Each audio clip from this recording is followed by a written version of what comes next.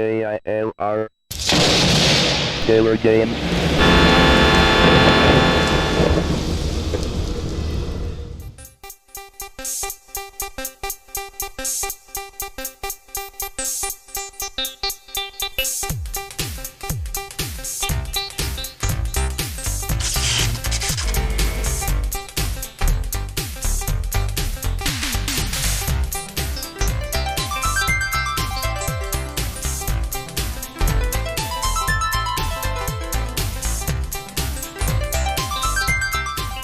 Hello gamers, simmers, and pilots, I am the Killer Gamer and welcome to the World Tour featuring Microsoft Flight Simulator 3.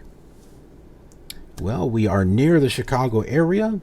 Let's go ahead and talk about what we got planned for today, or tonight, since it's actually nighttime. So here we go, the Sublogic Scenery Disc number 9 map, which we've been seeing a lot of this of. Well, at least the Chicago area anyway. I mean, there are 2 other areas for Scenery Disc 9, and we haven't gotten to those yet. But anyway, we're here at Pal-waukee. They have a hyphen here, but when I've looked this up, it doesn't have a hyphen, so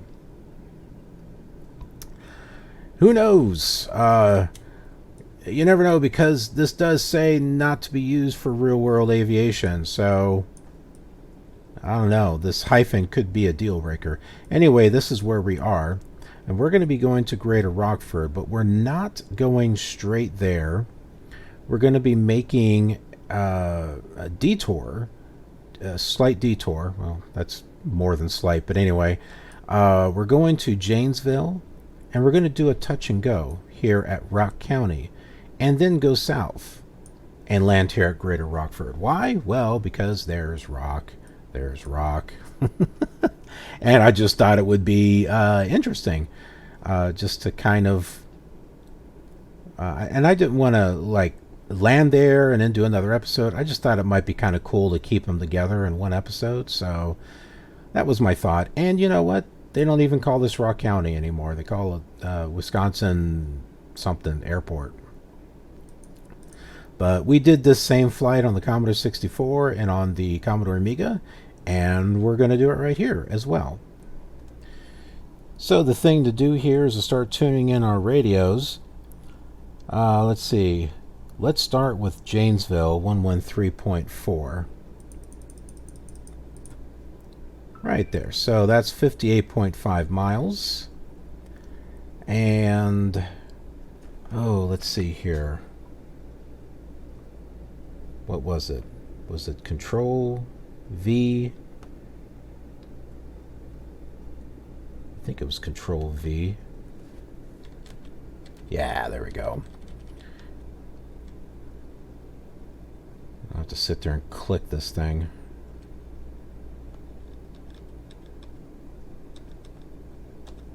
There we go.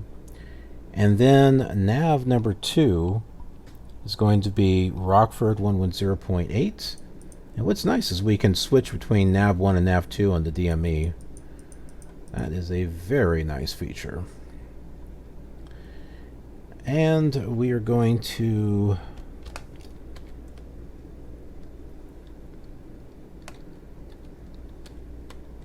set this to 180 because we're basically going south. And this is just a reference. I mean, we won't be flying that exactly. We'll be flying heading 296. But anyway, we're all set to go. Let's go ahead and get our plane started.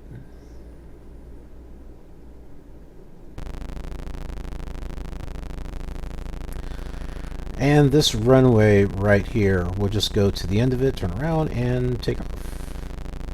I think that should probably work out.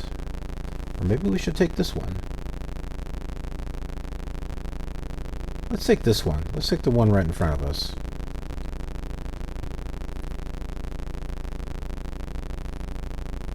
Hey, we can see Chicago in the distance.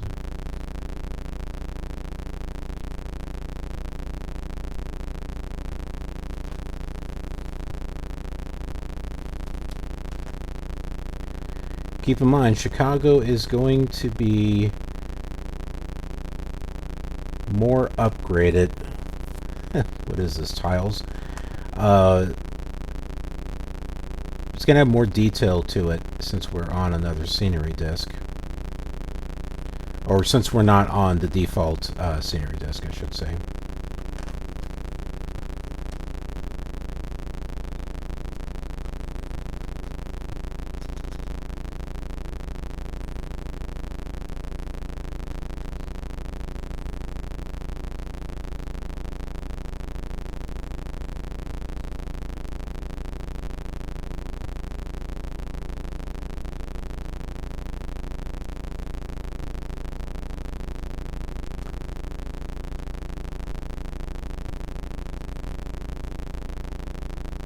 Well, I think we're on a runway. Who knows? Maybe this is a road. It's like it's going on forever. I see the end.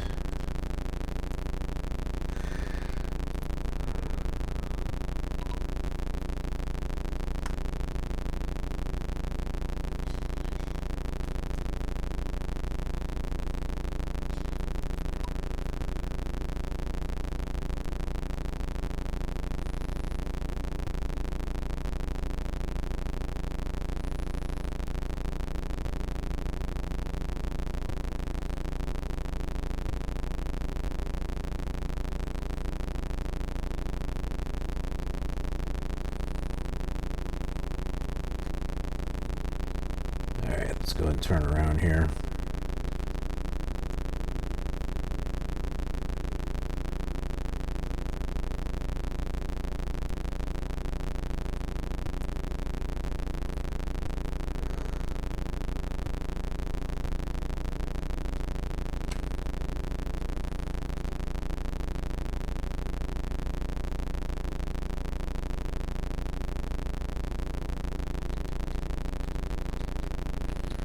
To adjust my elevator trim. That was pretty far up there. Let's get a little bit more centered on the runway.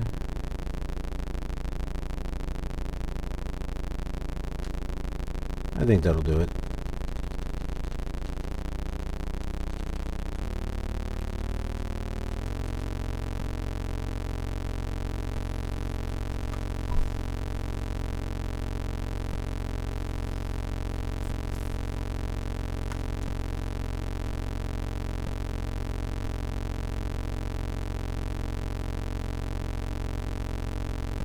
Be lifting up in the air. Come on. There we go. I didn't have to do anything. Just let it naturally lift up. And there goes Pal-waukee.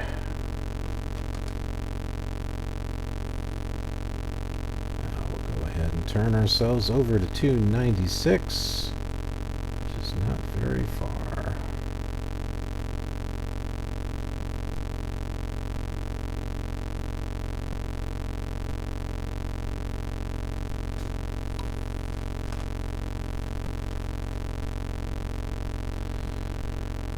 Let's go ahead and take a look at our autopilot. I think we'll go ahead and set this for... Yeah, we got about 57 miles. That's 3,500? Nah, let's do 4,000. 4,000's a decent number, I think.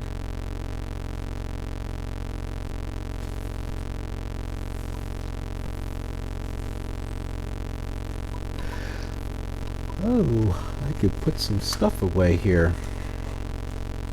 Let's see, I won't be doing a Commodore 64 video anytime soon. I've got those done and scheduled out.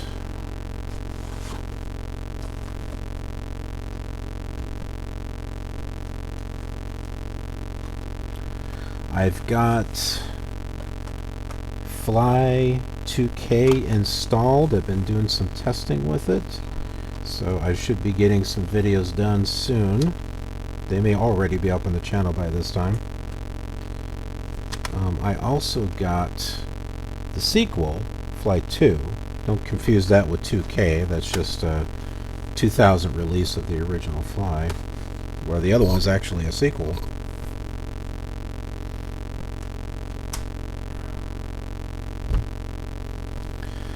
So I'll be getting those out, and Sublogic ATP, Air Transport Pilot. That one's going to be a little interesting because that's airlines. Not sure if we're going to be able to do a world tour with that one. I mean, not like what we're doing here.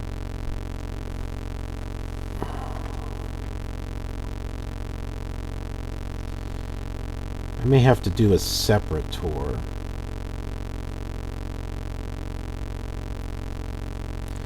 I've got to play around with it first.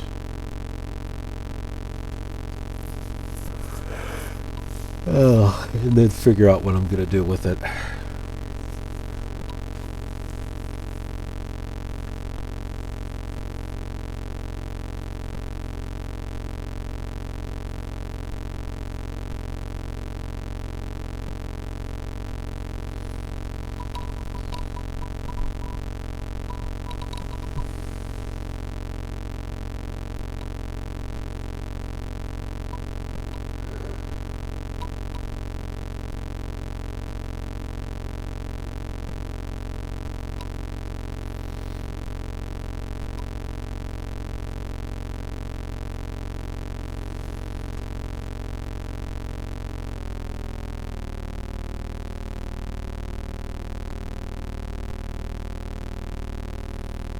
Start bringing our power down here.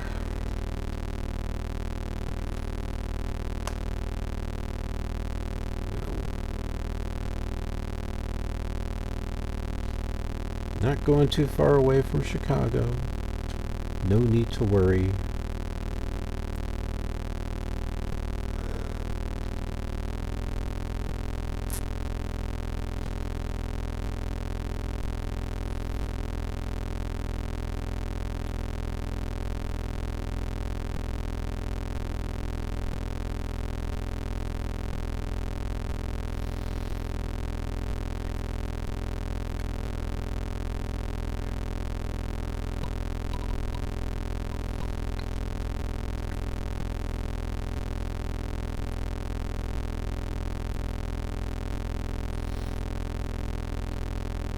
The resolution of the graphics is so much better than the Amiga. And this is based off of the Amiga version, but your jagged lines are not so thick. And of course the Commodore 64 is... whew. That one could be a little hard on the eyes after a while.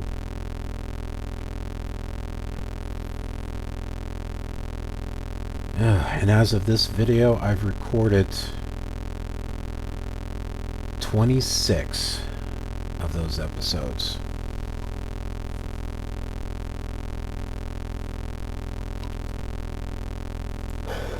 Yeah, it's just insane. Oh.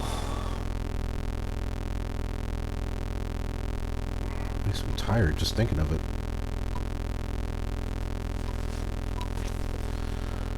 Alright, well, to add to our tiredness, let's go into our Microsoft Flight Simulator 3.0 manual here.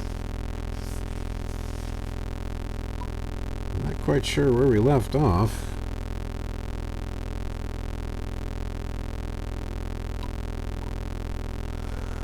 We'll just start at the top of this page here. So Dme Source and Groundspeed. The Nav1 radio is the usual source for the DME. DME tells you how many knots you are from the station tuned on Nav1. You can select Nav2 as an alternate source for DME by pressing the B key, or you can also just click this right here. There is a number and a B next to the DME marking on the panel. So we'll see that. don't know about the number, but there is a B there. The number indicates nav 1 or 2 as the source. Oh, they're talking about this number. Okay. And the B reminds you to use this key to switch Dme source. Dme measures velocity to a station too. If you're flying exactly toward a station, this is your ground speed. So that's F. We can click this, and that's our ground speed, 101. Which ironically is pretty close to that. So what, we're going 101 miles per hour? Not sure.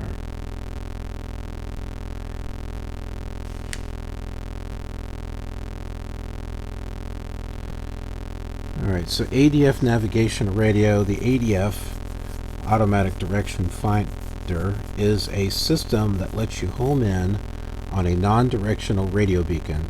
A 3-digit frequency code, 123, can be set on the ADF receiver. But before using the ADF, the instrument panel or the instrument must be activated. When activated, the ADF indicator replaces the OBI2, NAV2 indicator on the instrument panel. So we've seen that because we used the ADF. Activate the ADF by choosing Activate on the ADF menu, which is under NavCom. There's no shortcut to turn it on. Then select the ADF by pressing N2. To set the frequency, by pressing N and N, blah, blah, blah, blah, blah, blah, blah, blah. So the next one is ADF/VOR selector. There is not enough room on the instrument panel for 2 Omni bearing indicators and an ADF needle gauge. You can choose to have an ADF needle gauge in the lower OBI gauge position. From the NavCom menu, select Nav Radio or ADF, then select Activate. The appropriate gauge will appear in the lower OBI gauge position.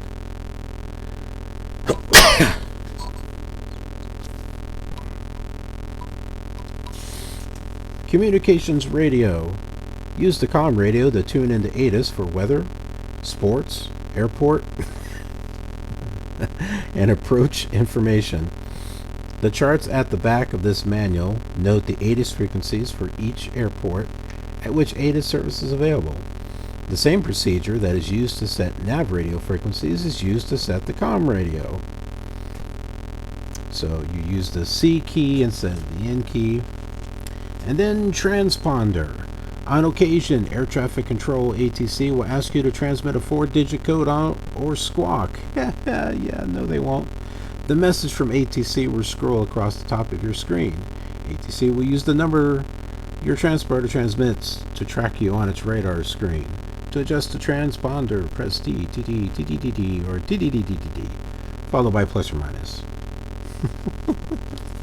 Yeah, there's not going to be any messages from air traffic control. Alright, flight instrument calibration. So altimeter. To set the altimeter to the current barometric pressure, press the altimeter key A, or you can just click on it right there. We recommend you do this several times each hour in reality mode to ensure accurate altimeter readings. So it may change the reading when you click it. The letter A on the altimeter's adjustment knob refers to the A key. Clicking it will also adjust the altimeter. Heading indicator or directional gyro. I just call it the gyro compass. Pressing the directional gyro key, or D, it's right there, sets the heading indicator to the same reading as a magnetic compass, which is this right here. So watch this. If we click it, 301, 296, click it, and sync it. I don't know. 296, 296. The magnetic compass does not drift with time as the heading indicator does, and it will always show a correct reading when settled down after a turn. Always be sure the magnetic compass is settled down to avoid setting in incorrect direction. The letter D on the heading indicator's adjustment knob refers to the D key, and clicking it adjust the heading.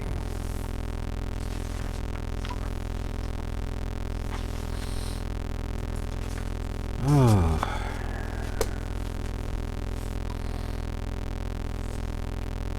I think we're about third of the way through the book.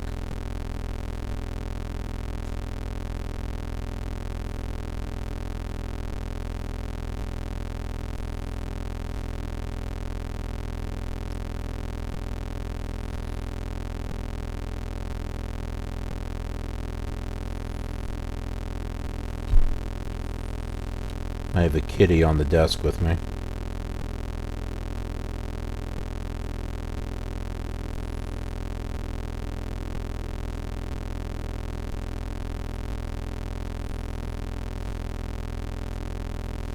Or should I say the plane?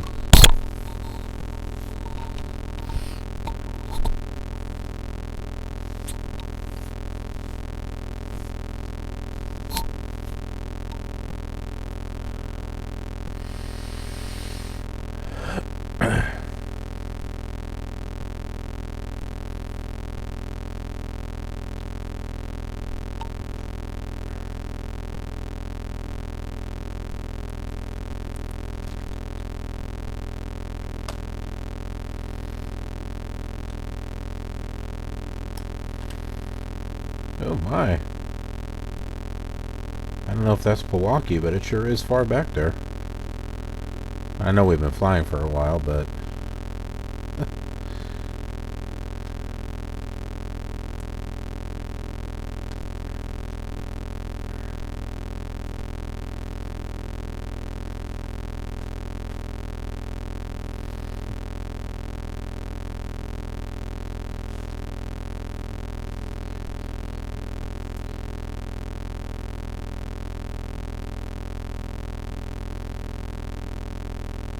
It's nighttime.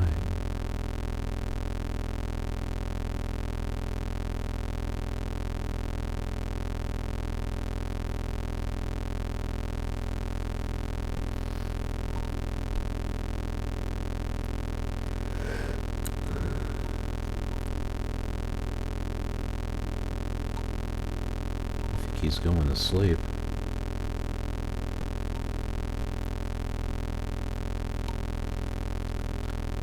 Took my dog out for a walk earlier.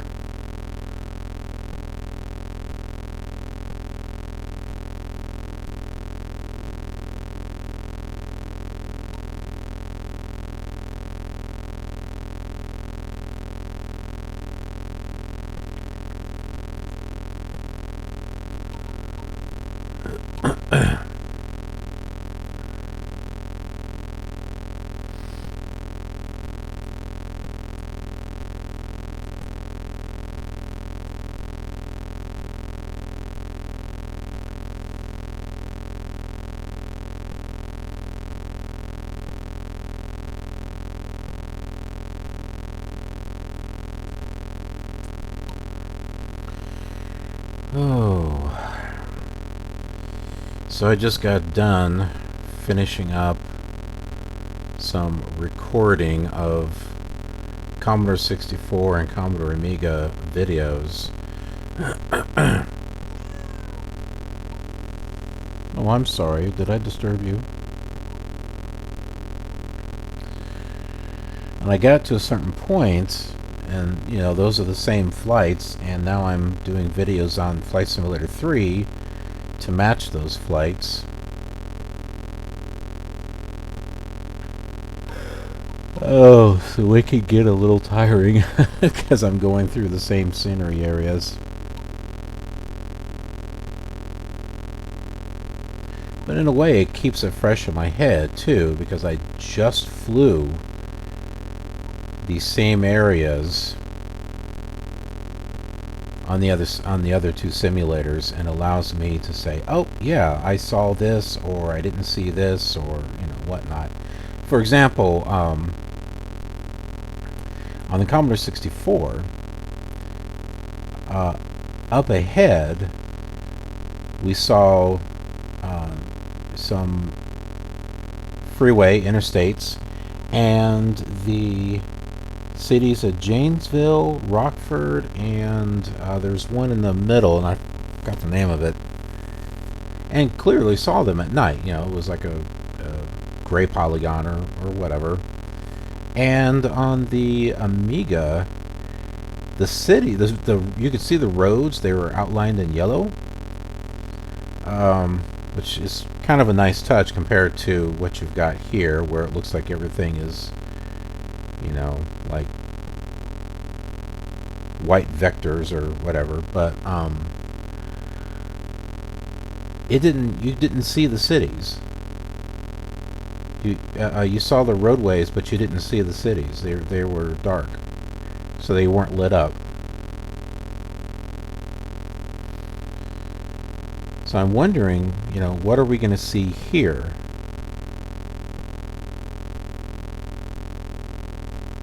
I'm thinking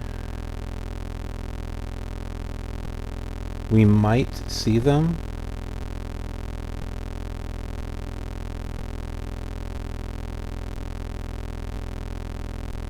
But we'll see.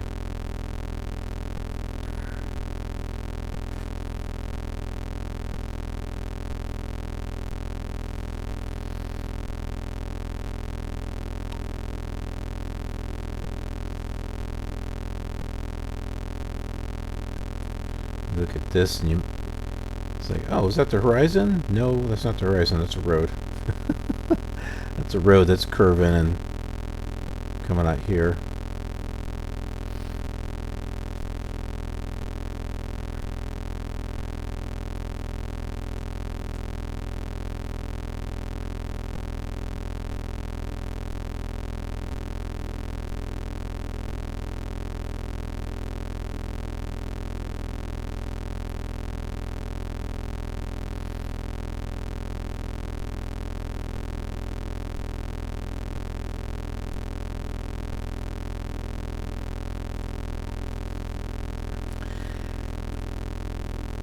I remember times when I was doing long flights in the Commodore 64 with the scenery discs that I would sit there and like doze off, and I'd wake up and I was like way past where I should have been.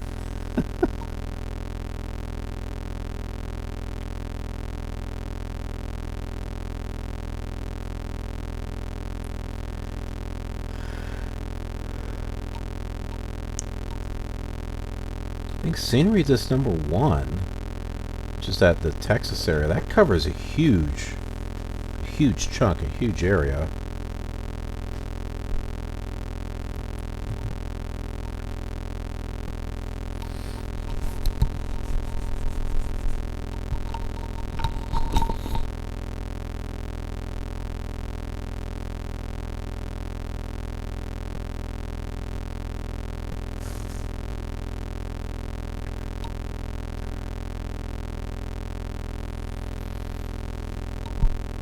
Oh, there's going to be so many episodes. I have a flight plan, pretty much, an overall flight plan pretty much worked out for the Commodore 64 Amiga Flight Sim 3. Somewhat. I have it mostly worked out. I have to like put in some areas that some of the simulators have that the others don't. So I don't have any of the Western Europe spots in just yet.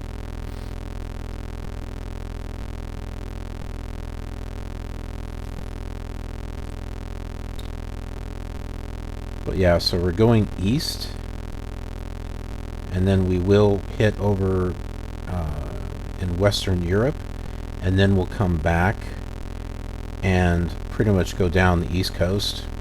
Or actually, no, I think what we'll do is we'll come back. Now that would be too long of a flight if I flew from Europe all the way down to Florida. Yeah, so we'll come back to the East Coast and then go along the East Coast down to Florida, back up.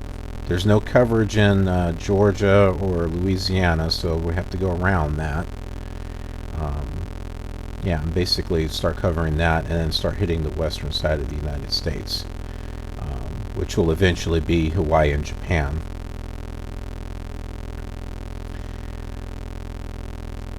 Now the Commodore 64 does not have scenery disc number 12, which is New York and Maine, New Hampshire, all those states there. So there's no coverage on the C64. So we'll get to a certain point and the C64 pretty much stops. The Amiga version does have scenery disc number 12. So it will be able to go up in those areas. Flight Simulator 3 will be able to go up in those areas. And we'll be able to go into Western Europe and stuff and come back. And then, once again, the three simulators will be able to match each other until we start getting into the western part of the United States that's covered by scenery discs 1 through 6. And then the Amiga won't be able to follow because there's no scenery wasn't made. 1 through 6 wasn't made for the Amiga.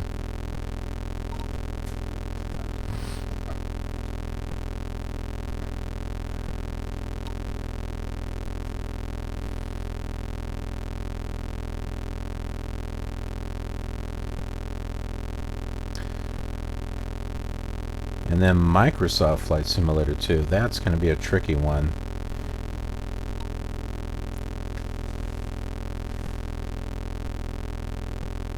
Are you going to behave?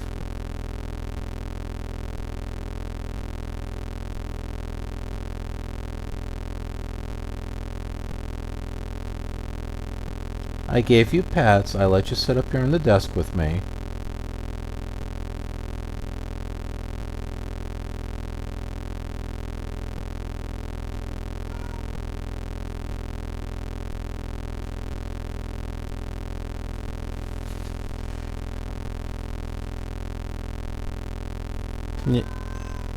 Yeah, I'm watching you.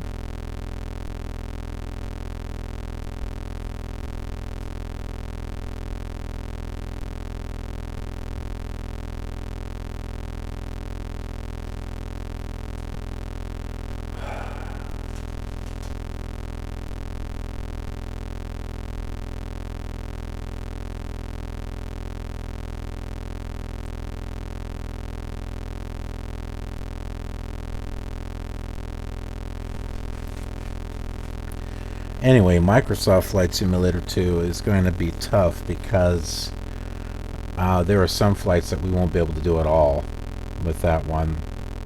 Such as this one right here. We won't be able to do it because there are like chunks of the scenery that are missing because whoever was converting the teledisc images of the actual disc over to a regular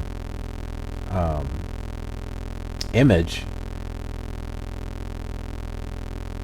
Well, the teledisc has some tracks that are copyrighted, and it's got a copyright scheme. But the thing is it had to be removed, and that removed parts of the scenery as well. So. And we do indeed see the city. So unlike the Amiga, we can see it here.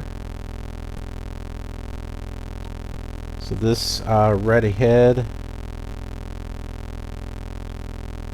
is, I think, Janesville. I know there's another one right up this way too. Probably won't see it until we get there. Beloit. I think that was the name of it, Beloit.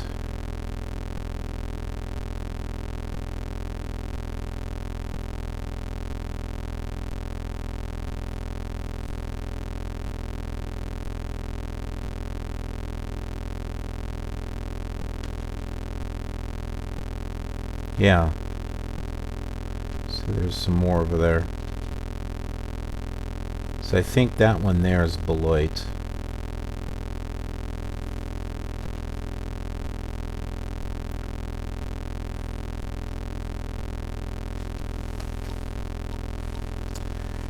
So yep, we're seeing the same scenery we saw on the Commodore 64.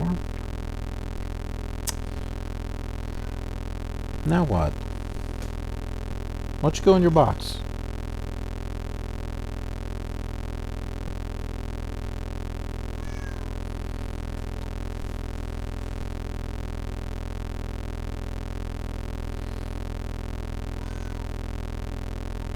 The good thing is that between the 4 simulators, we're going to be able to see similar things that the other simulators won't have. There's our airport right there.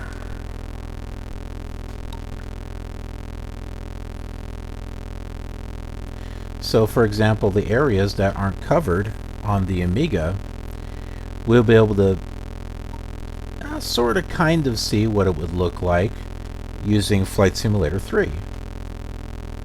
And I say sort of kind of because, well, you know, in that one, the roads at night are yellow, as if they're lit up.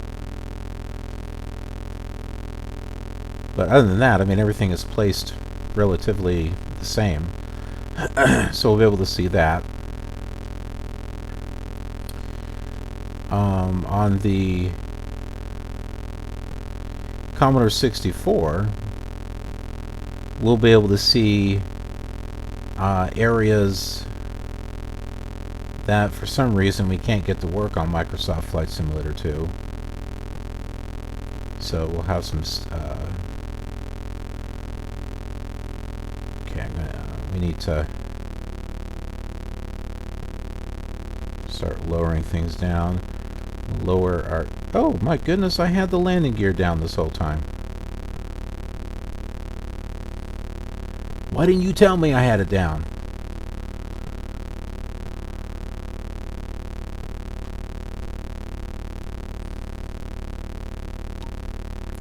Okay, I think Beloit is this one over here, and the one over here to the left, and up ahead of us, I think that is Janesville.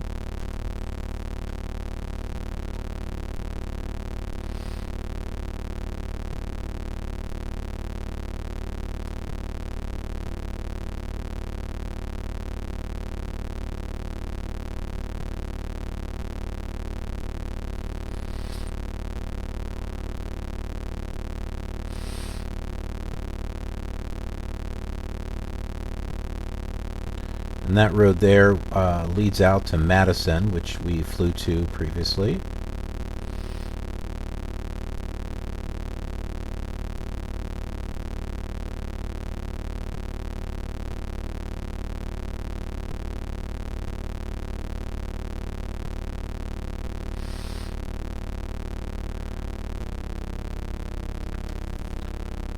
Let's go ahead and lower one thing of flaps here.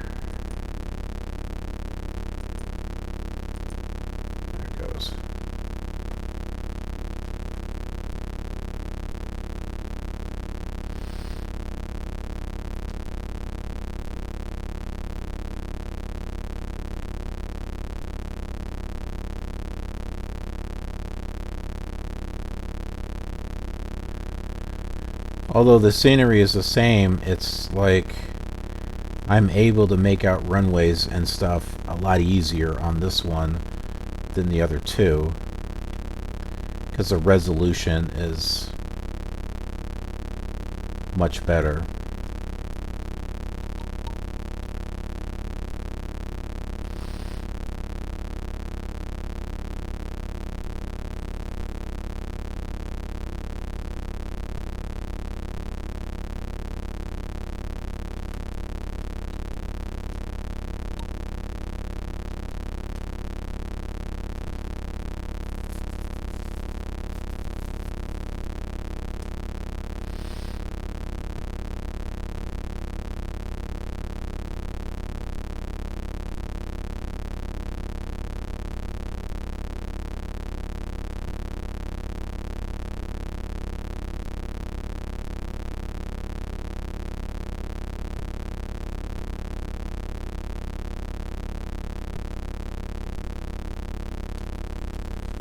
More thing of flaps here.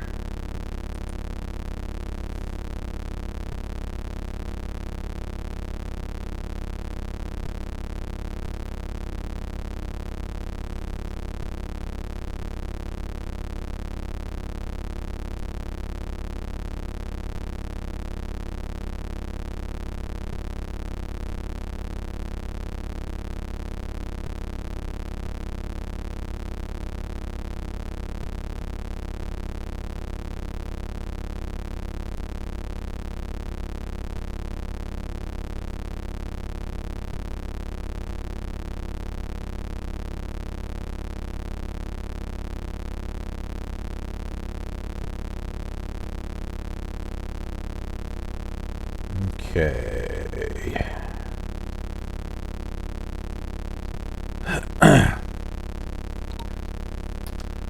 We are lining up. Getting ready for touchdown. Little dots there on the ground, which I guess you could say represent city lights. It's part of the texture that comes with Flight Simulator 3 that you could choose. It's helping us determine just how high or low we are.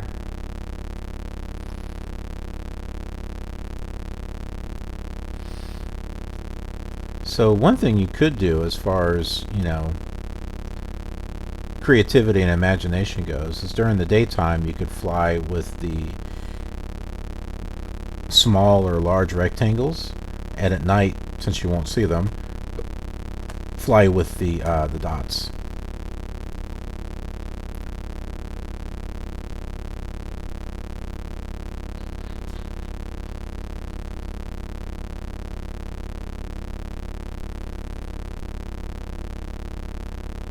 And maybe I should start doing that. I don't know.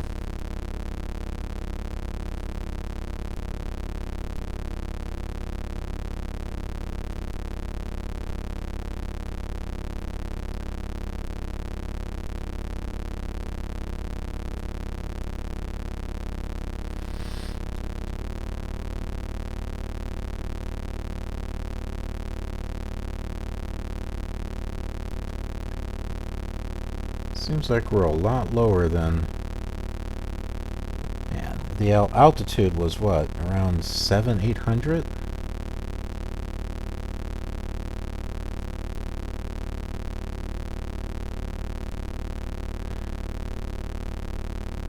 See, I had one viewer that was saying, "You're just slamming into the runway too hard." You know, my thing is, you know, these are not easy simulators to fly, especially when you're trying to judge distance.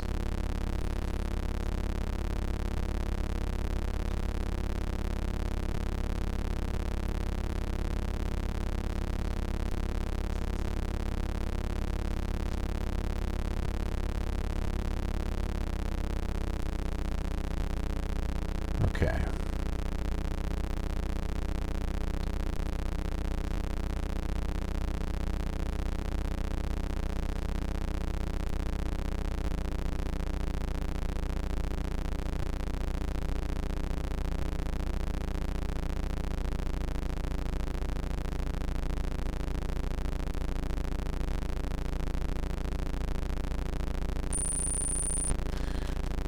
Touchdown. Full power.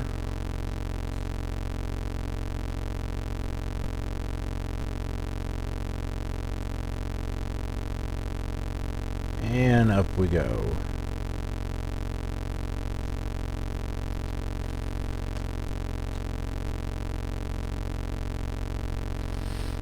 I raised the landing gear on that one.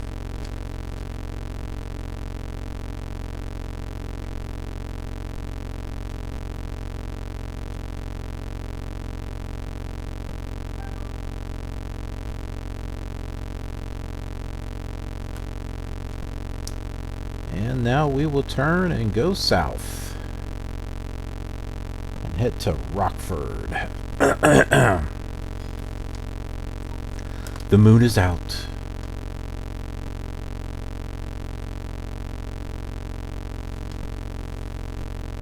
Get our flaps up. Oh, that was a little too much.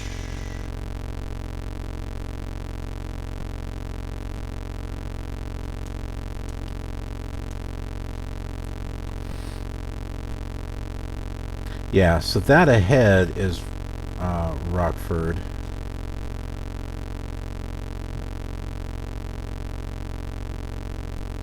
Or is that Beloit? Oops. Let's see. As soon as I get our...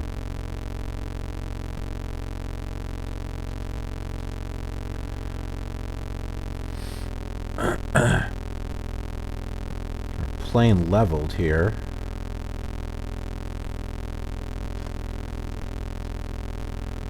Okay, that's Janesville.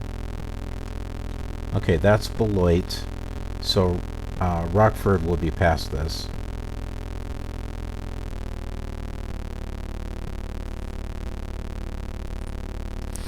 And we can go ahead and set... Oh, we don't have to set that. That's right.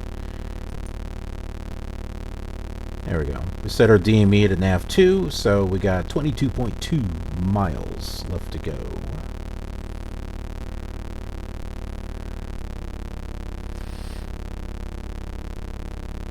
Yeah, see how the road is curving? So Rockford is going to be out here.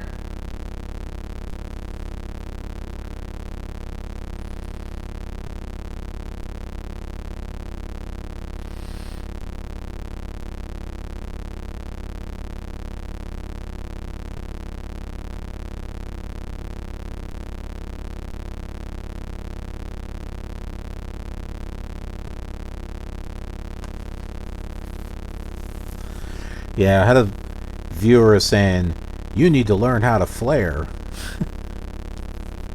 Trying to flare on these old simulators is not easy. Because typically you want to flare and stall the plane so it stops flying and touches down. On these old simulators, these really old ones, when you stall, what the plane likes to do is nose down. It's not like it, stalls and then, falls. It's more like, oh, stall. So trying to do a flare is not very easy. The best thing that I can do is come down like this, and then as I get to the runway, then pull up and try to land, like that.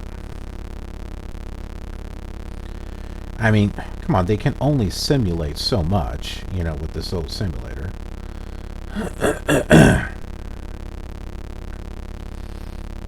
It's not like this thing has got like 3 wheels on it, and I can touch down on the rear too, and then, no, that's not here.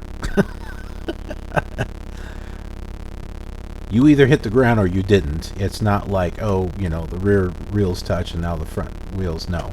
Not on these old ones. It's not like that. Okay, you can see Rockford out here.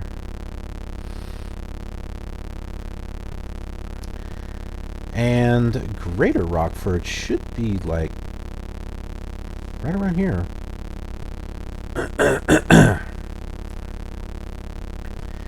And we'll be landing on runway 18. So, we don't have too much far to go. 17.5 miles. The airport's just a tad bit off from it, but for the most part, that's not a bad reference.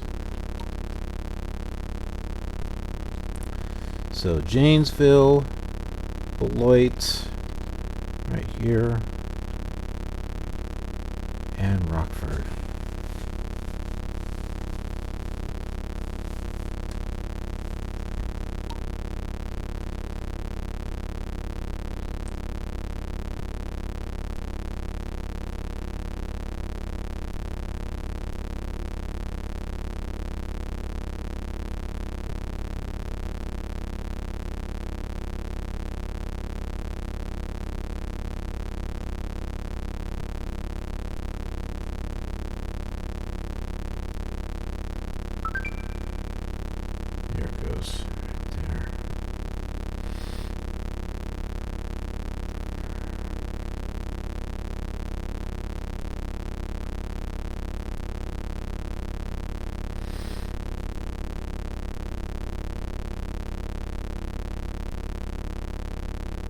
Yeah, I was right, Beloit. So I'll try to show this to you on my phone here. So down on the bottom, that right there is Rockford. And then you'll come up a little bit, Yeah, Beloit is right there.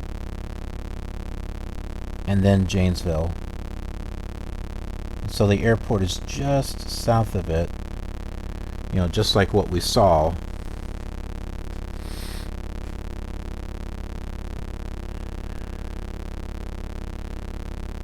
And the name of that airport...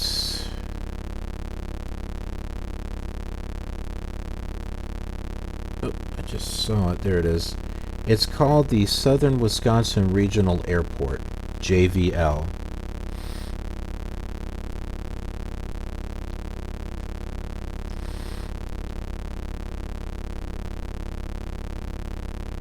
If I were to go to... Well, that's not right. I was going to go to a satellite view, but... Let's see, is it that? Yeah.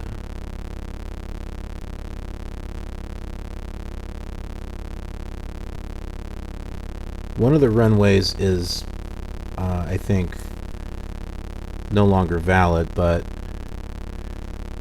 there it is right there.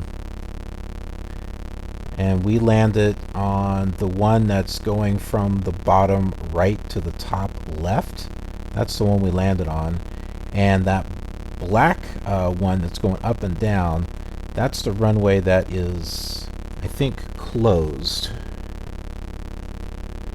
No, it's not. It's open. You can see it right there, runway 36. I thought that was closed down.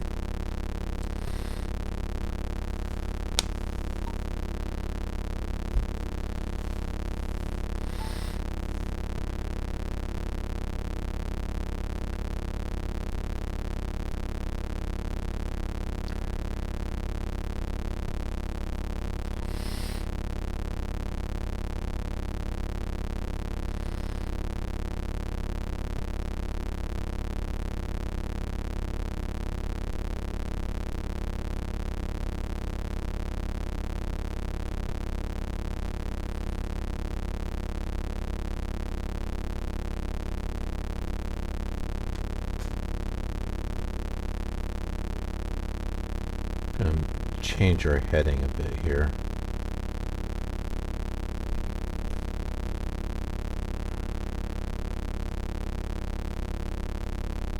Like I was saying, the scenery is similar.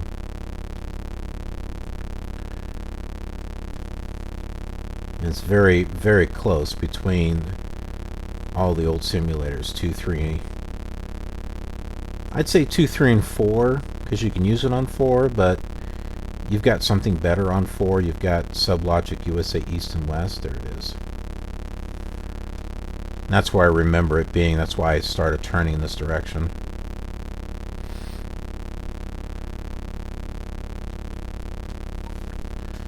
Okay. Turn, lower the gear and a thing of flaps.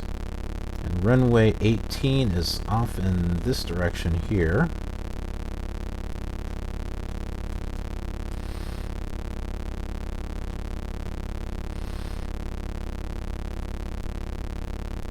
So on the Amiga, the roads were yellow, right?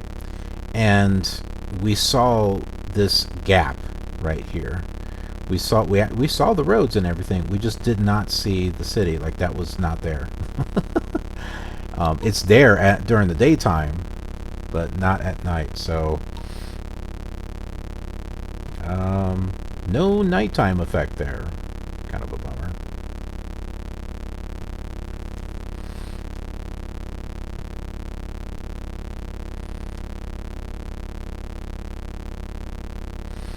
But it's not something that you notice unless you're flying the same flight plans, you know, the same areas. And that, you know, that was kind of, you know, my thought in regards to all of this.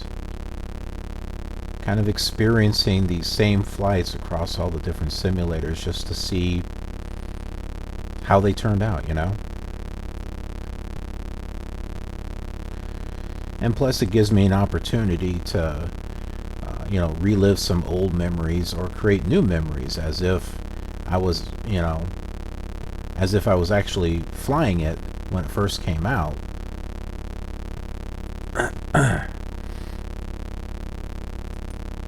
As opposed to just fooling around with it for 30 minutes to an hour and calling it good. I'm trying to put in as much time in each of these simulators as everything else.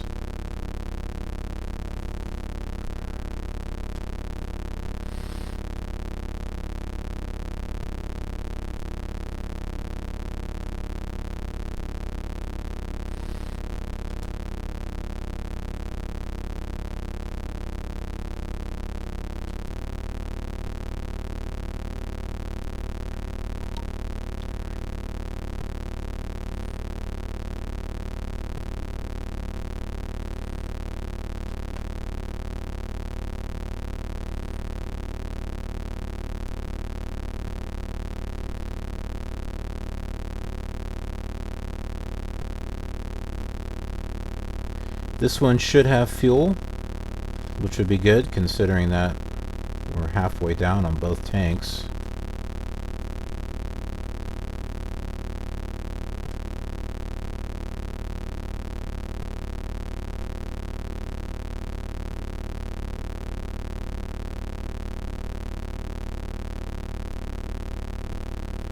And it should be in the same spot as it was on the Amiga. The Commodore 64 did not have taxiways. That scenery.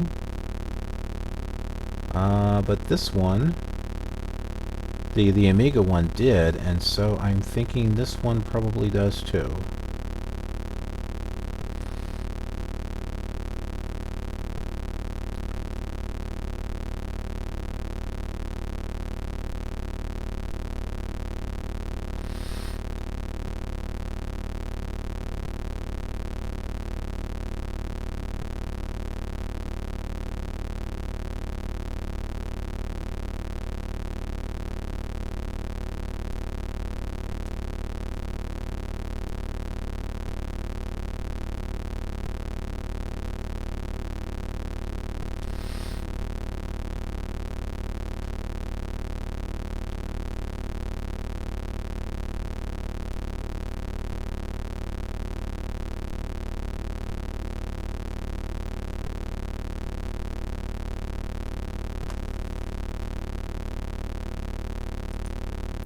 Drop another degree of flaps here.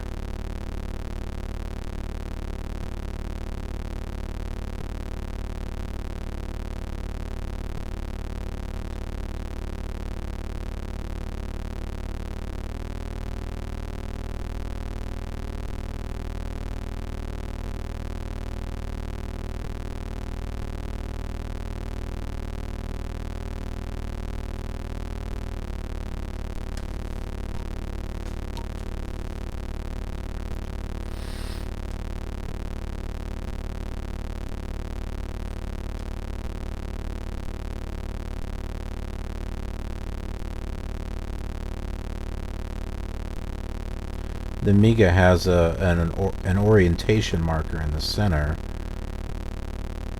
Kind of makes it a little nicer when it comes to lining up. Having a marker right there. Now we got things that we can turn on, but I don't worry about that too much.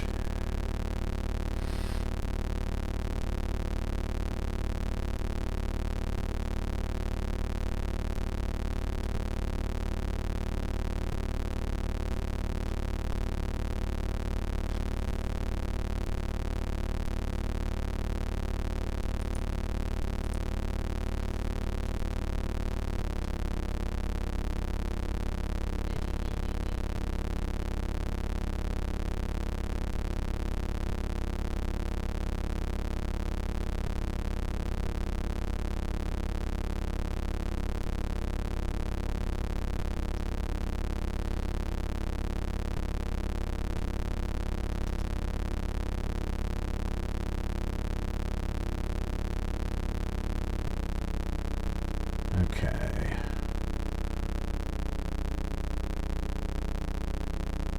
There's the fuel box. See it?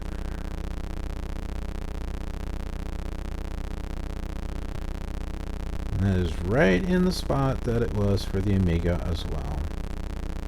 But does it have taxiways? It doesn't look like this one does. Which kind of makes sense if this is a if this is a conversion from the from Microsoft Flight Simulator 2.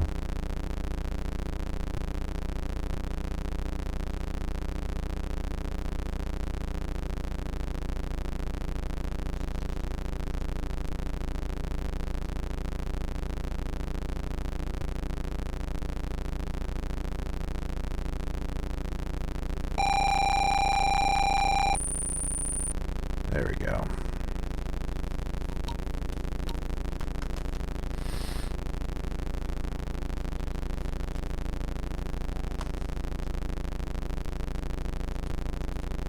So let's go ahead and turn down here.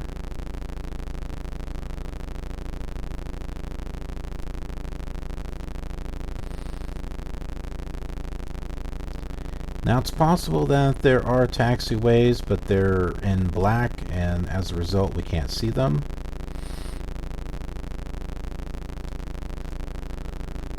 Let's see here. Nope. They're definitely not here.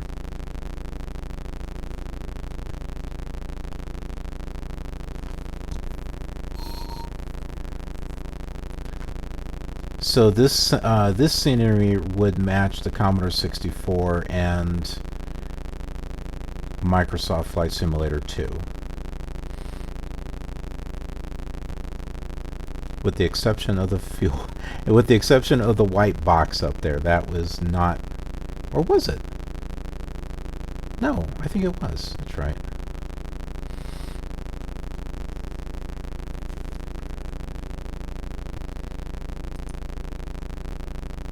So you can see a little bit of difference between this, the simulators. The Amiga had taxiways. This one doesn't.